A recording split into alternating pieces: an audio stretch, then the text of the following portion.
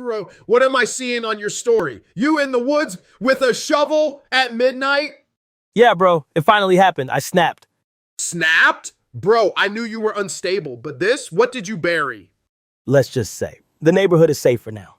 Bro, stop! I'm pacing in my room right now. What did you do? Okay, deep breaths. You know that demon alarm clock I had? The one that sounded like a dying robot? Yup, that one. No, tell me you didn't.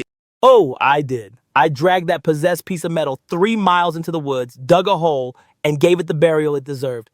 You threw a funeral for your alarm clock? Want to know what happened next? Comment below and subscribe for part 2.